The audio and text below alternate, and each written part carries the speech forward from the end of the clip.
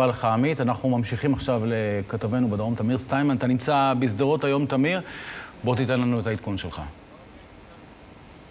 אז אורן, ברשותך נתחבר למה שקורה כרגע מבחינת שיגורים. אז לפני זמן קצר, ירי שוב לעבר באר שבע, כיפת ברזל מיירטת רקטה אחת, 5 נוספות מתפוצצות בשטחים פתוחים מדרום לעיר. סך הכל אנחנו סופרים יותר מ-40 שיגורים לעבר השטחים בישראל מאז שעות הבוקר. וברשותך אני רוצה לדבר מעט על עניין המנהרות ביישובים שסמוכים לגדר, ולידינו נמצאת תמי הלוי, תושבת כפר עזה. קיבוץ נחל עוז. קיבוץ נחל עוז, כמובן, סליחה. כן, נאמר, כן, גאוות יחידה בכל זאת. נאמר שאתמול היה חשש, ואני רק אספר אתמול ובמהלך הבוקר היה איזשהו חשש שיש מנהרה מתחת לקיבוץ. ממש התברר שלא היה כלום, אבל בואי תנסי להחזיר אותנו קודם כל לאותם רגעים. מכיוון שאתמול התפרסמו בכל מיני מערכות שבסג'איה מחפשים את המנהרה שמובילה לנחל עוז, ואנחנו יודעים שכבר שנים שיש מנהרה שאנחנו לא יודעים בדיוק באיזה מרחק היא מנחל עוז.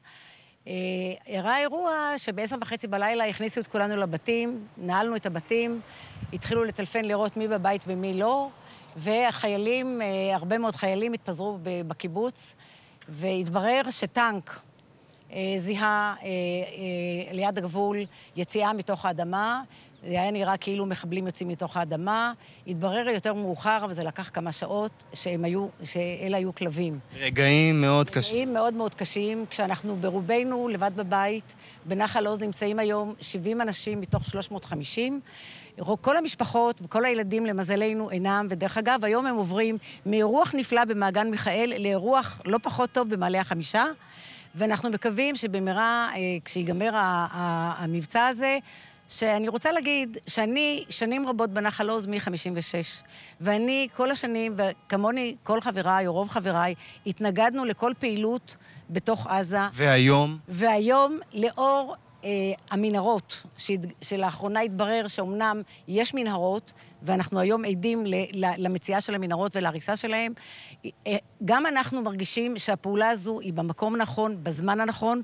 אנחנו מקווים שהעבודות תהיינה מועטות ככל האפשר, כי כל חייל, הנכד שלי משרת שמה, בתוכו, היית בקשר איתו? הייתי בקשר איתו לפני כמה ימים. מה הוא מספר? הוא מספר שקשה, אבל נחושים לעשות את העבודה כמו שצריך. תמי, משפט אחד ברשותך אחרון בקצרה. רק תנסי, אני בימים האחרונים מנסה להבין את זה. איך ממשיכים לגור ביישוב סמוך גדר כשיודעים שכל רגע יכולה לצוץ מנהרה? הבית הוא מקום שאתה לא מחליף אותו. יש לי 5 ילדים שפזורים בארץ ובעולם, מתחננים בפניי שאני אקום ואני אעזוב. אני לא עוזבת. יצאתי להפגה, זה הבית שלנו, וזה המקום שבו אנחנו רוצים להמשיך לחיות. תודה רבה לך על הדברים האלה. אז אתה שומע, אורן, כן. בית לא עוזבים. בית לא עוזבים, בהחלט. תודה רבה לך, תמיר. נשוב אליך בהמשך. אני רוצה להציג